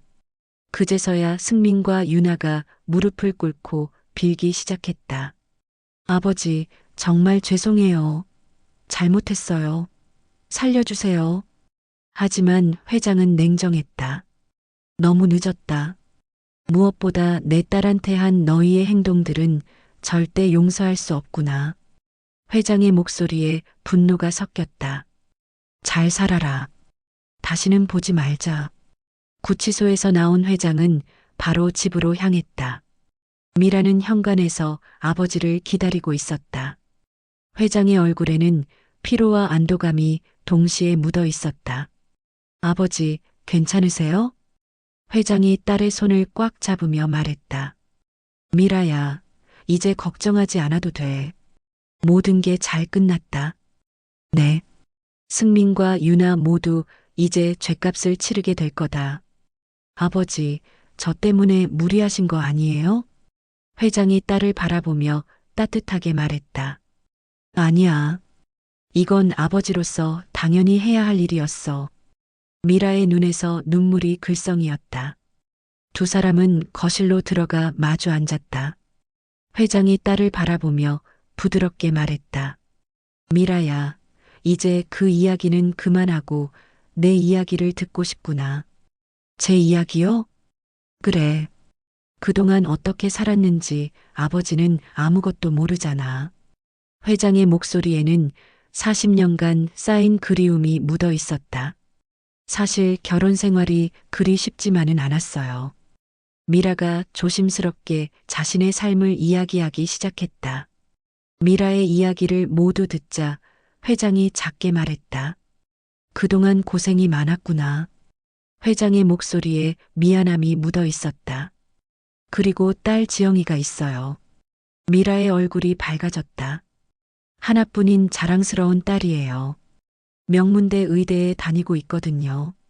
명문대를 내 외손녀가. 회장의 얼굴이 환해졌다. 그런데 미라의 표정이 다시 어두워졌다. 딸의 교통사고와 하반신 마비 이야기를 해야 했다. 그 이야기를 들은 회장의 손이 꽉 쥐어졌다. 치료는 가능한 거야? 척추 수술을 하면 걸을 수 있다고 해요. 하지만 미라가 한숨을 쉬며 말했다. 수술비가 너무 비싸요. 그리고 전문의를 찾기도 어려워요. 회장은 딸의 말을 들으며 가슴이 무너져 내렸다. 그래서 지금은 시누이 댁에서 지내고 있어요. 미라야. 회장이 딸의 손을 꽉 잡으며 말했다. 이제 걱정하지 마라. 아버지가 다 해결할 테니까. 어서 지영이를 집으로 데려오자. 우리 같이 살자. 아버지. 미라의 눈에서 뜨거운 눈물이 흘러내렸다. 하지만 미라의 마음 한구석에는 궁금증이 하나 남아 있었다. 이렇게 나를 아끼시는데 왜 나를 떠나신 걸까? 하지만 지금은 아직 그 질문을 할 때가 아니라는 생각이 들었다. 그리고 때가 되면 아버지가 스스로 이야기할 거라고 생각하고 기다리기로 했다. 회장은 부엌에 있던 말순을 조용히 불렀다. 말순 씨. 예, 회장님. 말순이 다가오자 회장이 깊숙이 인사했다. 정말 감사합니다. 회장의 진심 어린 인사에 말순의 눈에 눈물이 맺혔다. 말순 씨가 아니었다면 우리 딸도 저도 위험했을 거예요. 아닙니다, 회장님. 저는 당연한 일을 했을 뿐이에요. 아니에요. 당신은 우리 가족의 은인입니다. 회장이 말순의 손을 잡으며 말했다. 평생 이 은혜 잊지 않겠습니다. 앞으로도 우리 가족으로 지내주세요. 말순은 눈물을 흘리며 고개를 끄덕였다. 다음 날 저녁 회장과 미라는 지영이를 데리러 가기 위해 시누이 댁으로 향했다. 최 비서가 운전하는 고급 세단이 조용한 시골 마을을 천천히 지나갔다. 회장은 뒷좌석에서 창밖을 바라보며 마음을 다잡고 있었다. 아버지, 긴장되세요? 미라가 아버지의 떨리는 손을 보며 조심스럽게 물었다. 조금. 외손녀를 만날 생각하니 설레는구나. 잠시 후 차는 소박하지만 정갈한 단독주택 앞에 멈췄다. 거실 창문으로는 은은한 불빛이 새어나왔고 부엌에서는 설거지를 하는 듯한 소리가 들려왔다. 미라가 벨을 눌렀다. 네, 누구세요? 익숙한 만수의 목소리가 인터폰으로 들려왔다. 형부님, 저 미라예요. 잠시 후 현관문이 열리고 만수가 나타났다. 그의 얼굴은 여전히 따뜻하고 인자한 미소를 띠고 있었다.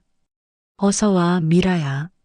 만수가 미라를 반갑게 맞으며 회장을 바라보았다. 반갑습니다. 미라한테 이야기 들었습니다. 만수의 목소리에는 진심 어린 반가움이 묻어 있었다. 안녕하세요. 늦은 시간에 갑자기 찾아뵈서 죄송합니다. 회장이 휠체어에 앉은 채로 정중히 고개를 숙였다. 아니에요. 언제든지 환영입니다. 추우시니까 빨리 안으로 들어오세요. 만수가 현관문을 활짝 열어주었다. 여보, 미라 왔어? 만수가 부엌 쪽으로 소리쳤다. 곧 정숙이 앞치마를 두르고 나왔다. 미라를 보자마자 얼굴이 환하게 밝아졌다. 미라야, 잘 지냈어? 정숙이 큰 걸음으로 다가와 미라의 두 손을 꽉 잡았다. 시누이, 그동안 정말 고마웠어요. 미라의 목소리가 떨리며 눈물이 글썽이기 시작했다. 무슨 소리야? 하나도 안 힘들었어. 정숙이 미라의 손을 어루만지며 위로했다. 그리고 회장을 바라보며 정중히 인사했다. 안녕하세요. 저는 정숙입니다. 안녕하세요. 그동안 우리 딸과 외손녀가 신세를 졌다고 들었습니다. 정말 감사합니다. 회장이 진심 어린 표정으로 고개를 숙였다. 아니에요. 저희야말로 미라와 지영이 덕분에 행복하게 지냈어요. 정숙이 따뜻하게 미소 지었다. 잠시 후 방문이 조심스럽게 열리며 지영이가 휠체어를 타고 나타났다. 어머니? 지영이가 익숙한 어머니의 목소리 방향으로 고개를 돌리며 천천히 다가왔다. 우리 딸, 엄마 왔어. 미라가 지영이에게 다가가 손을 잡았다. 지영아, 소개시켜줄 사람이 있어. 미라가 지영이의 손을 회장 쪽으로 이끌며 말했다. 이분이 너의 할아버지야. 지영이가 놀란 듯 멈춰섰다. 할아버지, 정말 할아버지이신가요? 지영이가 조심스럽게 할아버지가 계신 방향으로 고개를 돌렸다. 회장의 눈에서 벌써 눈물이 흘러내리고 있었다. 그래, 우리 외손녀 지영아. 할아버지가 여기 있어. 회장이 떨리는 목소리로 말했다. 지영이가 조심스럽게 할아버지에게 다가왔다. 한 걸음, 두 걸음. 마침내 회장의 휠체어 앞에 섰다. 할아버지, 손 좀 잡아도 될까요? 물론이지. 회장이 떨리는 손을 내밀었다. 따뜻해요. 지영이가 할아버지의 손을 두 손으로 감싸며 말했다. 죄송하지만 얼굴도 한번 만져봐도 될까요? 그럼. 회장이 지영이의 손을 잡아 자신의 얼굴에 갖다 대었다. 지영이가 할아버지의 얼굴을 조심스럽게 만지기 시작했다. 이마, 눈썹, 코, 손끝으로 할아버지의 얼굴을 그려가며 기억하려 했다. 제가 지금 할아버지의 모습을 볼 수는 없지만 지영이의 목소리가 떨렸다. 느껴져요. 누구보다 따뜻하고 강인하고 멋진 분이시라는 걸요. 회장의 눈에서 뜨거운 눈물이 줄줄 흘러내렸다. 할아버지, 저희에게 와주셔서 감사합니다. 지영이가 깊숙이 고개를 숙이며 말했다. 지영아. 회장이 외손녀를 꽉 안으며 울먹였다. 할아버지가 너무 늦게 찾았구나. 미안해. 지영이도 할아버지를 꽉 안으며 눈물을 흘렸다. 만수와 정숙도 이 감동적인 장면을 보며 함께 눈물을 흘렸다. 한참의 시간이 지나고 가족 모두 소파에 앉아 대화를 나누기 시작했다. 그때 회장이 일어나더니 만수와 정숙이 앉아있는 소파 앞에서 무릎을 꿇었다. 어머나. 정숙이 깜짝 놀라며 소리쳤다. 왜 이러세요? 만수도 당황해하며 급히 일어나 회장을 일으키려 했다. 일어나세요. 괜찮아요. 하지만 회장은 고개를 깊숙이 숙이며 떨리는 목소리로 말했다. 그동안 우리 딸과 외손녀를 돌봐주셔서 정말 감사합니다. 회장의 목소리가 울먹였다. 두 분께서 챙겨주지 않았다면 저는 딸을 만나지 못했을 겁니다. 만수가 회장의 팔을 잡으며 간곡히 말했다. 이제 일어나세요. 마침내 회장이 만수와 정숙의 도움을 받아 일어났다. 회장이 두 사람의 손을 번갈아 꽉 잡으며 말했다. 이제 앞으로는 두 분께서 편하게 지내실 수 있도록 제가 모든 걸 책임지겠습니다. 말씀만으로도 너무 감사합니다. 만수와 정숙은 미소 지으며 대답했다. 잠시 후 떠날 시간이 되자 지영이는 만수와 정숙에게 깊숙이 절을 올렸다. 그동안 정말 감사했습니다.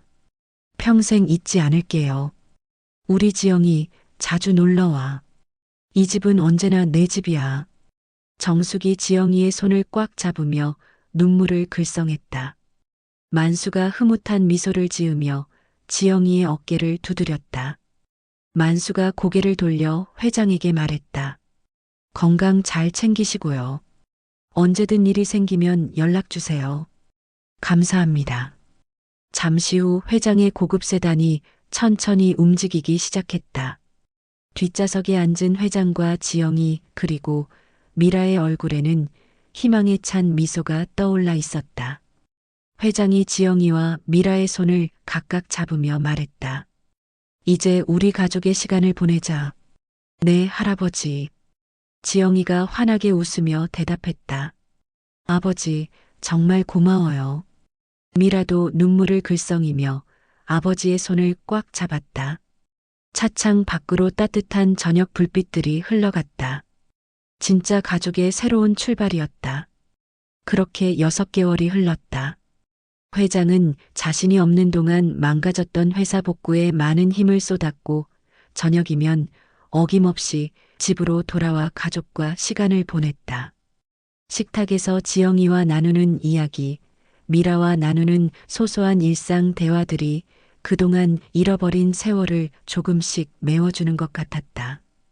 지영이는 할아버지가 연결해준 최고 명의의 척추 전문의를 만나 정밀 검사를 받았다.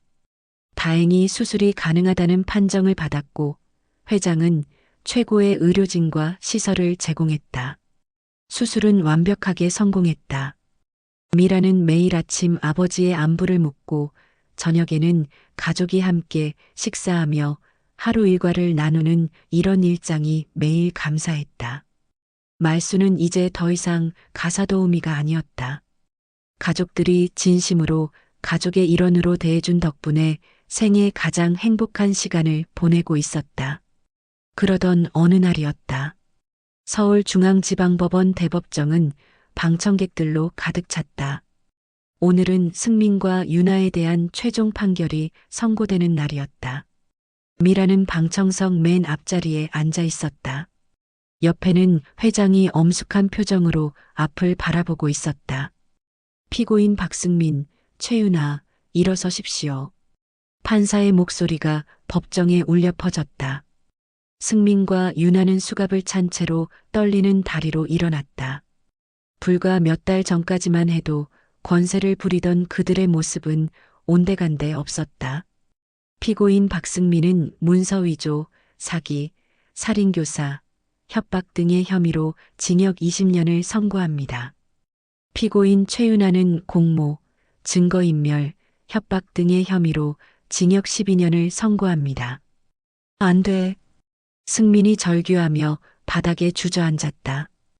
유나도 비명을 지르며 울부짖었지만 법정의 판결은 이미 끝났다.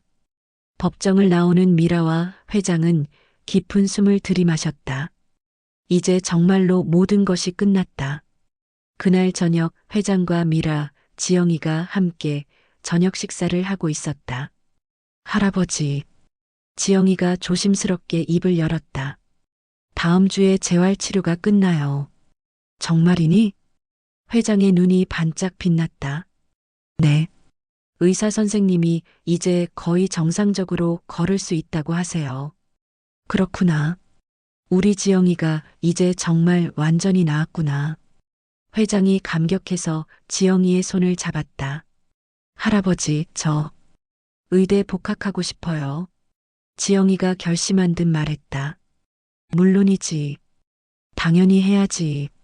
그리고 나중에 의사가 되면 할아버지처럼 어려운 사람들을 많이 도와드리고 싶어요. 회장의 눈에서 뜨거운 눈물이 흘러내렸다. 고맙구나, 지영아. 할아버지가 너를 얼마나 자랑스럽게 생각하는지 아니? 그로부터 2년이 지났다. 지영이가 의대를 졸업하고 레지던트 1년차가 되었을 때 회사 이사회에서는 특별한 결의가 이루어졌다. 대회의실에는 모든 임직원들이 모여 있었다. 지영이는 정장을 입고 당당하게 연단에 올라섰다. 존경하는 임직원 여러분. 지영이의 목소리가 회의실에 울려 퍼졌다. 오늘 이 자리에 설 수 있게 된 것은 돌아가신 할아버지의 은혜 덕분입니다. 임원들이 박수를 쳤다. 할아버지께서 보여주신 진정한 사랑과 희생의 의미를 저는 절대 잊지 않겠습니다. 할아버지의 정신을 이어가겠습니다. 이 회사를 더욱 발전시켜 사회에 기여하는 기업으로 만들겠습니다. 할아버지께서 제게 주신 두 번째 인생으로 더 멀리 더 넓게 보며 회사를 이끌어 가겠습니다. 지영이의 감동적인 연설에 모든 사람들이 기립박수를 보냈다. 취임식이 끝난 후 지영이와 미라, 말순 3명은 회장의 묘소를 찾았다. 푸른 언덕 위에 자리 잡은 묘소는 햇살을 받아 따뜻하게 빛나고 있었다. 3명이 나란히 서서 묘비 앞에 꽃을 놓고 절을 올렸다. 할아버지, 잘 지내셨죠? 지영이가 무릎을 꿇고 말했다. 할아버지가 주신 두 번째 인생으로 보는 세상은 정말 아름답습니다. 매일매일이 감사합니다. 사랑해요, 할아버지. 미라도 무릎을 꿇고 아버지께 인사했다. 아버지, 아버지와 함께했던 시간은 제 인생에서 가장 행복한 시간이었습니다. 사랑해요. 영원히. 말순도 깊숙이 절을 올리며 말했다. 회장님, 저희 잘 살고 있어요. 미라 씨랑 지영이 저 끝까지 행복하게 살다 갈 테니까 걱정하지 마시고 푹 쉬세요. 따뜻한 오후 햇살이 세 명을 포근히 감싸주었다. 바람이 살랑살랑 불어와 그들의 머리카락을 흔들었다. 세 명은 한참을 그 자리에 서서 묘소를 바라보았다. 그들의 얼굴에는 평화로운 미소가 떠올라 있었다. 지금까지 한 가족의 아름다운 재회 이야기를 들어주셔서 감사합니다. 이 가족에게 하고 싶은 이야기가 있다면 댓글 달아주세요. 그럼 오늘도 건강한 하루 되시고 다음에도 좋은 이야기로 찾아오겠습니다.